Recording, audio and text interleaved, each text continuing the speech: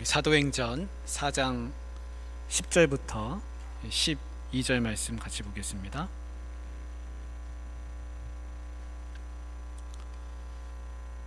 사도행전 4장 10절부터 12절입니다. 같이 한 목소리로 읽습니다. 너희와 모든 이스라엘 백성들은 알라. 너희가 십자가에 못 박고 하나님이 죽은 자 가운데서 살리신 나사렛 예수 그리스도의 이름으로 이 사람이 건강하게 되어 너희 앞에 섰느니라. 이 예수는 너희 건축자들의 버린 돌로서 진 모퉁이의 머릿돌이 되었느니라. 다른 이로서는 구원을 받을 수 없나니 천하 사람 중에 구원을 받을 만한 다른 이름을 우리에게 주신 일이 없음이라 하였더라. 아멘. 우리가 이제 사도행전 말씀을 요즘 같이 보고 있는데요. 지난번에 나왔던 이야기는 그 성전 미문에 있는 그 거린, 못 걷는, 그 걷지 못하는 거린, 나이가 한 40여 세가 되고 한 번도 걸어본 적 없고 나면서부터 안진뱅이였던 그 거린을 이제 성전 미문에서 나사렛 예수의 이름으로 일어나 걸으라. 은과 금은 없지만 내게 있는 것으로 내게 주노니 나사렛 예수의 이름으로, 이렇게 해가지고 그 못 걷는 사람을 손을 잡아서 일으켜 세웠습니다. 그래서 이제 그가 걷게 됐습니다. 그래서 그 이야기가 이제 계속해서 이어지는데 중요한 질문이 있습니다. 그 질문은 뭐냐면, 누가 이 못 걷는 사람을 낫게 하려는가라는 그 질문입니다. 그래서 이게 누가 낫게 했는가라는 겁니다. 처음에는 거기 있는 주변에 있는 성전에 기도하러 왔던 사람들이 다 같이 이 베드로와 요한을 다 쳐다봅니다. 그리고 그 일어난 사람도 막 걸어서 이제 뛰고 막 박수를 치고 찬양하고 성전을 드나들게 된 그 사람도 베드로와 요한 사도들을 붙들고서 쫓아다니기 시작합니다. 그러니까 그 걷게 된 사람도 누가 낫게 했는가 할 때 자기를 낫게 해준 사람은 사도들입니다. 사도들을 붙잡고 따라다니는 겁니다. 사람들도 솔로몬 행각에 다 모입니다. 그래서 사도들을 쳐다보면서 누군가 다 이렇게 보는 거죠. 다 우러러봅니다. 근데 누가 낫게 했는가, 그때 이 질문에 스스로 사도들이 대답합니다. 왜 우리가 낫게 한 것처럼 우리를 쳐다보느냐. 우리가 낫게 한 게 아니라는 겁니다. 우리의 능력과 경건으로 낫게 한 것처럼 왜 우리를 보느냐, 그렇게 대답하죠. 그러니까 우리가 낫게 한 게 아니라는 겁니다. 이제 여기서부터 이야기가 시작되는 겁니다. 그럼 누구냐는 겁니다. 누구냐, 도대체 이런 기적을 일으킨 건 누구냐. 그 분은 바로 예수 그리스도시다 라는 겁니다. 여기서부터 이야기의 실마리가 이제 풀려지는 겁니다. 이 기적, 도대체 이 믿지 못할 이 기적을 일으키신 분은 얼마 전에 십자가에 못 박혀 죽은 그분이시라는 겁니다. 그분이 십자가에 달려 죽으실 때 다 옆에 있었습니다. 쳐다봤습니다. 아, 저런 몹쓸 사람, 자기가 메시아 행세하다가 십자가에 달려 죽는구나. 자기가 그리스도면 내려와야지. 남도 자기도 구원 못하면서 남을 구원하겠다고 메시아라고 자칭하고 다녔으니까 저렇게 됐다. 하나님 모독했다. 사람들을 미혹시켰다. 여러 가지 이유를 다 대면서 그 십자가에 못 박히는 거를 당연하게 여겼습니다. 그리고 저주받았다고 생각했습니다. 십자가에 못 박혔으니까요. 율법에 의하면 저주받은 거죠. 그러니까 그런 일을 당했다는 겁니다. 그리고 사람들이 선동할 때 거기다 다 박수를 쳤습니다. 죽어야 돼, 죽어야 돼. 십자가에 못 박아라, 못 박아라. 그랬던 사람들이 지금 성전에 와서 또 기도하고 왔다 갔다 하는 거거든요. 근데 그 사람들이 이제 나사렛 예수의 이름으로 이 사람이 일어났다고 하니까 다 깜짝 놀라는 겁니다. 그 사람들이 그러면 나사렛 예수가 도대체 어떻게 된 거냐. 사도들이 증거하는 것은 나사렛 예수는 너희가 죽였지만 그분은 살아계시다는 겁니다. 그분이 살아계시기 때문에 그 이름을 믿고 그 이름으로 이 기적을 일으켰다라는 겁니다. 그 사람들이 거기서 다 놀라게 되는 것이죠. 예수님은 지금 이미 승천하셨죠. 그들의 눈에는 이제 보이지 않습니다. 그러나 그분은 살아계시다는 겁니다. 이것이 예수님을 이제 증거하게 됩니다. 그러면서 이제 베드로가 거기 모여있는 사람들한테 하는 이야기는 이런 겁니다. 너희가 예수님을 죽인 거, 그거는 너희가 무지해서 그런 거다. 여러분 3장 19절을 한번 보겠습니다. 3장 19절 17절부터 보겠습니다. 17절 한번 같이 읽겠습니다. 시작. 형제들아, 너희가 알지 못하여서 그리하였으며 너희 관리들도 그리한 줄 아노라. 그러니까 너희가 몰라서 그랬다는 겁니다. 너희가 예수님을 못 박을 때는 예수님이 다시 살아날 줄 너희가 몰랐지. 예수님이 이런 분인 줄 몰랐지. 예수님이 진짜 메시아인 줄, 그리스도인 줄, 구원자인 줄, 부활하실 줄 니네 다 몰랐지. 사실은 자기들도 몰랐죠. 사도들도 예수님이 살아나신다고 했을 때 그거를 제대로 이해를 못했습니다. 근데 보고서 부활하신 예수님을 직접 목격함으로써 그것이 이제 다 깨우쳐지게 됐습니다.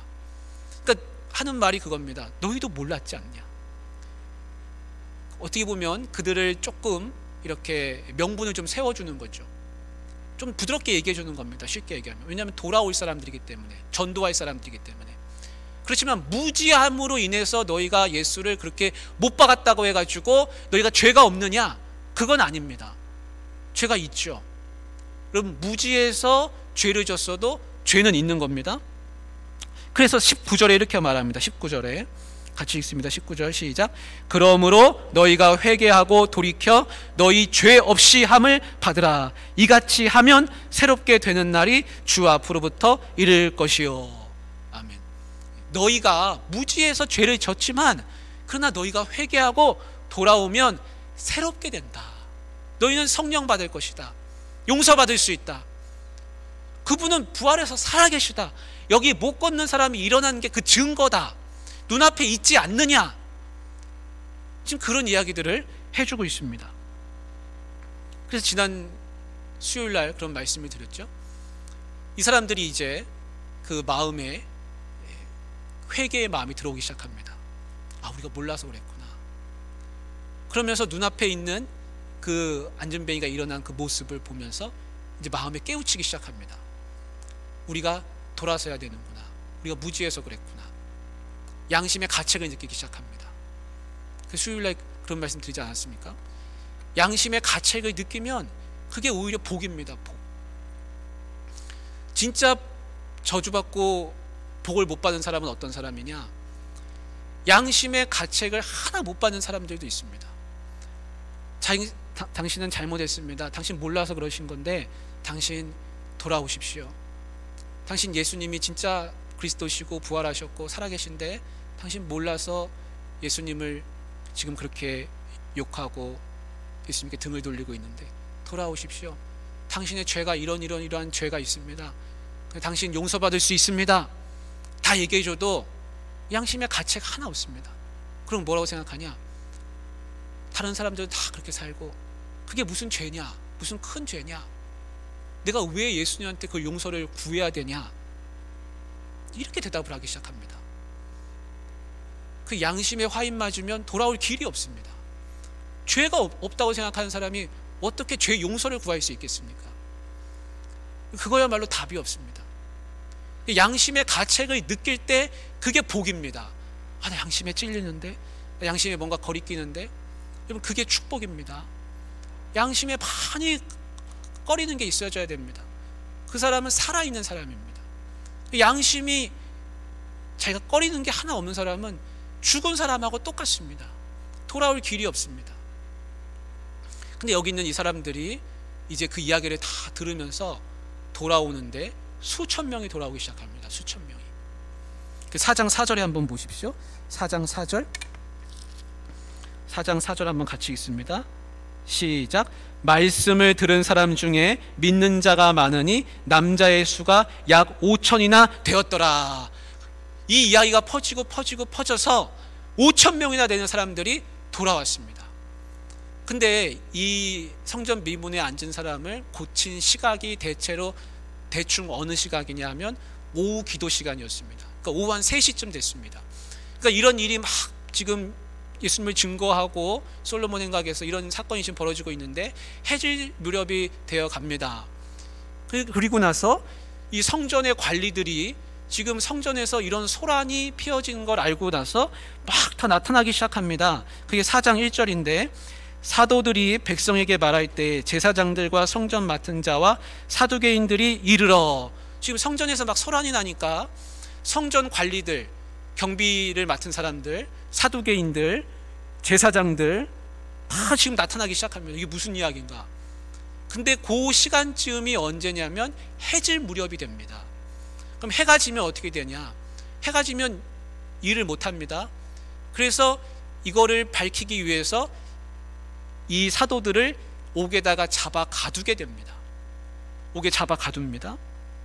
그래서 3절에 나오죠. 4장 3절에 그들을 잡음에 날이 이미 저물었으므로 이튿날까지 가두었으나, 이렇게 됩니다. 그리고 이제 이튿날이 됐습니다. 그래서 사도들은 지금 감옥에서 구금돼 가지고 하루를 그냥 꼬박 그렇게 보낸 겁니다. 그 다음 날이 됐습니다. 그리고 5절에 보십시오. 이제 다 사람들이 이 어제 있었던 일로 인해서 모이기 시작합니다. 근데 모인 사람들을 한번 보십시오. 이튿날 관리들과 장로들과 서기관들이 예루살렘에 모였는데 난리가 났습니다. 다 모이기 시작합니다. 6절에 보십시오. 대제사장 안나스와 가야바와 요한과 알렉산더와 및 대제사장의 문중이 다 참여하여, 여러분 이 안나스와 가야바가 누구냐면, 안나스가 전임 대제사장이고 가야바는 후임 대제사장입니다. 그러니까 전임 후임 다 모이고 이 가야바의 장인어른이 안나스예요. 그래가지고 지금 다 모이기 시작합니다. 요한, 알렉산더, 주변에 관련되어 있는 문중들, 대제사장의 그 문중들이 다 모였습니다. 여러분, 자기가 얼마 전에 어떤 사람을 죽였습니다. 근데 그 죽인 사람이 살아있다라고 얘기해 보십시오. 살아있어가지고 그 사람의 능력으로 어떤 사람이 고침을 받고 걷고 있다고 한번 생각해 보십시오. 무슨 생각이 들겠습니까? 여러분, 마음이 평안하겠습니까? 내가 사람을 죽였습니다. 그 사람이 근데 살아있다 그럽니다. 그 사람의 능력이 나타났습니다. 얼마나 불안하겠습니까? 얼마나 두렵겠습니까? 그래서 나오는 말씀이 7절에 나옵니다. 7절에 사도들을 가운데 세우고 묻되 너희가 무슨 권세와 누구의 이름으로 이 일을 행하였느냐 따져 묻기 시작합니다. 그리고 그 전날 2절에 보십시오. 4장 2절에 예수 안에 죽은 자의 부활이 있다고 백성을 가르치고 전함을 싫어하여. 여기 싫어한다는 말은 그냥 싫어 이런 게 아닙니다. 이 싫어한다는 말은 분노한다. 불안에 떤다는 말입니다. 분노와 불안에 휩싸여 있습니다. 누가요? 그 대제사장들과 예수님을 죽이려고 모의했던 사람들. 그들은 자기들의 죄가 사실은 뭔지 압니다. 그거는 뭡니까? 예수라는 사람이 무슨 죽을 죄가 있어서 죽어야 되는 게 아니라 자기들이 죽여야만 한다는 겁니다. 죽여야만 자기들의 권력이 유지되고 사람들이 저 사람한테, 예수라는 사람한테 끌려다니지 않고 자기들의 말에 계속 서게 되고 자기들의 어떤 그 권력이나 이런 거에 손상이 가지 않는다는 겁니다. 이 정치적인 살인입니다. 정치적인 살인. 예수님이 도둑질을 했습니까? 예수님이 뭐 건물을 손상시켰습니까? 사람을 때렸습니까? 예수님이 무슨 죄를 졌습니까? 그런 죄가 아니거든요. 권력 다툼 속에서 일어나는 정치적인 살인입니다. 그래서 저 사람을 죽여야 우리 체제가 안정된다는 겁니다. 이게 어떤 거냐면 종교 권력입니다. 종교 권력. 그러니까 권력인데 종교적인 권력이고, 당시 종교 권력이라고 하는 거는 모든 걸 다 다스리는 겁니다. 행정, 사법, 뭐 다 그냥 정치, 자기네가 다 쥐고 있는 거죠. 사람들이 자기들의 말을 안 들을까봐 불안하기 때문에 예수라는 사람을 죽이는 겁니다. 그러니까 죄 없이 죽였다는 거 자기들도 알고 있거든요. 그러니까 이 체제를 지키기 위해서 죽였다는 거죠. 그걸 명분 삼은 겁니다. 합리화시킨 거죠. 근데 그분이 지금 살아있다고 하니까 예수의 이름으로 살아있다고 하는 것, 부활이라고 하는 것을 듣기 싫다는 겁니다. 불안해하고 있습니다. 분노하고 있습니다. 왜 그딴 소리 하고 다니느냐. 지금 그런 반응을, 알레르기적인 히스테릭한 그런 반응을 막 일으키는 거죠. 그리고 이제 다음날 이제 그 사도들을 거기다 세워놓고서 신문하는 겁니다. 그 신문하는데 무슨 권세와 누구의 이름으로 이 일을 했느냐. 근데 대답하기 전에 이 사도들의 모습을 8절에서 보여줍니다. 8절에서 뭐라고 하냐면 그냥 대답한 게 아닙니다. 그냥 대답한 게 아니고 뭐라고 대답했냐면 8절에 한번 읽어보겠습니다. 시작. 이에 베드로가 성령이 충만하여 이르되 백성의 관리들과 장로들아. 그냥 대답한 게 아니라 성령의 충만함이 있었습니다. 성령의 충만함. 마가복음 13장 11절에 보면 예수님이 사전에 이런 말씀을 해주셨습니다.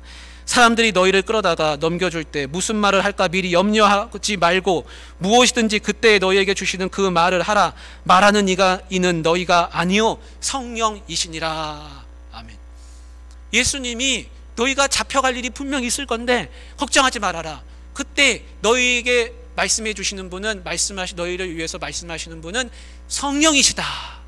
하나님의 영이 충만하여서 너희는 대답할 것이다. 그러니까 두려워하지 말아라. 이미 마가복음에서 예수님이 언지를 다 해두셨습니다. 그래서 지금 대제사장 앞에 선다는 것은 어떤 성격이냐면, 여기서 잘못 말하면 죽을 수도 있습니다, 여러분. 여기서 잘못 말하면 어떻게 될지 모릅니다, 앞으로. 그러니까 지금 재판관 앞에 있는 것이고, 어떻게 잘못 말하면 돌로 쳐맞아 죽을 수도 있습니다. 근데 여기서 말을 잘해야 되는데 성령의 충만함이 있었다는 겁니다. 그러니까 여기서 놀라운 역사가 또 일어나는 겁니다. 그러니까 그리스도인은 내 힘과 내 능력으로 산다 그러면 도저히 살 수 없습니다. 무조건 성령이 충만해야 무슨 일이든 해나갈 수가 있습니다. 가정에서도 직장에서도 교회에서도 어디를 다니든지 성령의 충만함이 우선입니다. 성령이 충만하지 않고 그냥 막 했다가는 일이 더 꼬일 수도 있습니다. 근데 베드로와 요한이 이제 대답을 합니다. 뭐라고 대답하냐면 9절에 보십시오. 만일 병자에게 행한 착한 일에 대하여 이 사람이 어떻게 구원을 받았느냐고 오늘 우리에게 질문한다면, 자 10절부터 너희와 모든 이스라엘 백성들은 알라. 너희가 십자가에 못 박고 하나님이 죽은 자 가운데서 살리신 나사렛 예수 그리스도의 이름으로 이 사람이 건강하게 되어 너희 앞에 섰느니라. 지금 그 사람도 옆에 같이 서 있습니다. 그리고 뭐라고 말했습니까? 너희가 죽였다. 너희 죄가 무엇이냐? 너희가 죽였다. 조금도 두려움이 없습니다. 서슴지 않고 죄를 고발하고 있습니다. 예전 같으면 어떻게 했습니까? 베드로가 바로 여기서 얻어맞고 있는 예수님을 보면서 두려워가지고 자기는 예수님 모른다고, 나는 저 사람 모르는 사람이라고, 나는 저 사람을 저주한다고, 예수님을 저주하면서 모른다고 부인하고 도망가면서 피했던 사람 아닙니까? 근데 그 자리에 이제는 자기가 서 있습니다. 자기가 서가지고는 예수님 살아계시다고, 그리고 니네가 죽였다고. 여러분 너무나 통쾌하지 않습니까? 베드로가 얼마나 나중에 자기가 이런 말을 이 제사장 앞에서 했다는 것에 대해서 얼마나 마음이 참 위안을 받고 위로를 많이 얻었겠습니까? 두렵지 않은 거예요. 죽음도 두렵지 않습니다. 너네가 죽였다. 근데 그 예수님이 살아나셨다. 그리고 그 예수님으로 인해서 이 사람은 지금 걸을 수 있게 됐다. 하나 틀린 말 없습니다. 그러면서 11절에 이 예수는 너희 건축자들의 버린 돌로서 짐 모퉁이의 머릿돌이 됐느니라. 여기서 말하는 건축자들은 너희들을 말하는 거죠. 거기 있는 그 종교 권력을 다 손에 쥐고서 좌지우지하고 사람도 죽이고 모든 걸 다 쥐고 있는 사람들. 너희가 예수님을 버렸는데 그 예수님은 버려진 게 아니라는 겁니다. 새로운 집을 짓고 있다는 겁니다. 그게 지금 우리 교회입니다. 버려진 돌이 모퉁이 돌이 돼서 지어진 집이 교회입니다. 그래서 버려진 돌이 모퉁이 돌이 됐느니라 대답을 하고 12절에 다른 이로서는 구원을 받을 수 없나니 천하 사람 중에 구원을 받을 만한 다른 이름을 우리에게 주신 일이 없음이라. 아멘. 그래서 예수님이 구원자이시다. 이 말의 본 뜻은 뭐냐면 너희도 예수 그리스도 앞에 무릎을 꿇으라는 겁니다. 돌아오라는 겁니다. 예수님 앞으로 나아오라는 겁니다. 회개하고 너희 대제사장, 너희 문중도, 너희 사두개인들도, 너희 바리새인들도 예수님 앞에 무릎을 꿇으라. 돌아오라. 그겁니다. 구원을 받고 싶으냐? 돌아오라는 겁니다. 그러니까 거기 있는 사람들이 다 깜짝 놀랐습니다. 아니 한마디 말할 줄 모르고 갈릴리 사람들 그냥 무식쟁이들로 알았는데 거기서 막 놀라운 이야기들을 서슴없이 하고 예수님을 증거하니까 깜짝 놀랐습니다. 그리고 뭐라 할 말이 없습니다. 왜냐하면 여기 그 사람이 서 있지 않습니까? 한 사람의 거린에 불과했지만 이제는 예수 그리스도의 이름이 어떤 이름인지, 구원자이시고 예수님 부활해서 살아계시다는 걸 증거하는 산 증인이 그 옆에 있습니다. 하나님의 역사가 놀라운 거죠. 그러니까 대제사장들이 할 수 있는 거는 위협하는 것밖에 없습니다. 어떻게 잡아 가둘 명분이 하나 없습니다. 그러니까 그렇게 하지 말아라. 예수의 이름으로 전하지 말아라. 입 다물고 있어라. 근데 입 다물어집니까? 베드로가 하는 말이 그거 아닙니까? 우리가 너희의 말을 들어야 되느냐? 하나님의 말을 들어야 되느냐? 19절에 보십시오. 베드로와 요한이 대답하여 이르되 하나님 앞에서 너희의 말을 듣는 것이 하나님의 말씀을 듣는 것보다 옳은가 판단하라. 우리는 보고 들은 것을 말하지 아니할 수 없다. 우리는 입 다물지 않겠다는 겁니다. 그러니까 이거는 이제 멈출 길이 없습니다. 왜 멈출 길이 없습니까? 성령의 역사이기 때문에 그렇습니다. 여러분, 하나님이 역사하시고 하나님의 성령의 역사가 내 안에서 막 일어나는데 내가 어떻게 입을 다물고 있겠습니까? 입 다물고 가만히 있는 사람은 어떤 사람이냐? 죽은 사람이에요. 죽은 사람. 그 왜 죽었느냐? 하나님의 영이 충만하지 않으니까 그런 거죠. 하나님을 증거하는 사람은 어떤 사람이냐? 증거하지 않을 수가 없다는 겁니다. 그래서 예레미야가 뭐라고 그랬습니까? 내 마음이 불 붙는 것 같다 그랬습니다. 내 마음이 불 붙는 것 같아서 나는 가만히 있을 수가 없다. 사람들이 예레미야한테 너 한마디만 더 하면 넌 죽일 거야. 구덩이에다 가두고 때리고 채찍질하고 예레미야를 그렇게 못살게 구는데 내 마음이 불 붙는 것 같아서 나는 가만히 있을 수가 없다 그랬습니다. 하나님의 영이 임하면 그러는 겁니다. 내가 왜 자꾸 죽을 것 같고 힘들고 어렵고, 하나님의 영이 임하면 다 살아납니다. 다 살아납니다. 우리의 모든 삶은요, 하나님의 영이 임하면 사실은 다 해결됩니다. 기도하고 하나님 말씀을 붙들고 하나님의 영이 나에게 충만하기를 구하는 것, 사실 우리가 할 수 있는 것 그거밖에 없습니다. 우리가 어떻게 어디 가서 하나님 살아계시고 예수 그리스도 부활했다고 내 입으로 내 머리로 그걸 증거하겠습니까? 성령의 충만함이 아니면 아무것도 못합니다. 그리스도인의 능력은 어디서 나타나느냐? 내 손에 있는 것도 아니요, 내 지갑에서 나오는 것도 아니요, 내 머리에 있는 것도 아닙니다. 내가 살아온 이력 가지고 할 수 있는 것도 아닙니다. 오직 성령의 충만함입니다. 사랑하는 우리 귀한 성도님들, 우리가 목포중앙교회가 다시 일어날 수 있는 힘은 어디에 있습니까? 성령의 충만함입니다. 성령의 충만함을 부르짖는 겁니다. 내가 지금 엎어져 있습니까? 다시 일어날 수 있는 것은 뭡니까? 성령의 충만함입니다. 성령의 충만함을 먼저 구하실 수 있기를 바랍니다. 그래서 사도행전은요, 다 성령의 충만함으로 처음부터 끝까지, 마가의 다락방부터 시작해서 나중에 사도행전 끝날 때까지 계속 성령의 충만함입니다. 그 성령의 충만함이 어떻게 이루어졌는가, 그 이야기를 해주고 있습니다. 우리가 성령의 충만함으로 주님 앞에서 힘을 얻기를 주님의 이름으로 축복합니다. 사랑의 하나님 아버지, 사도들이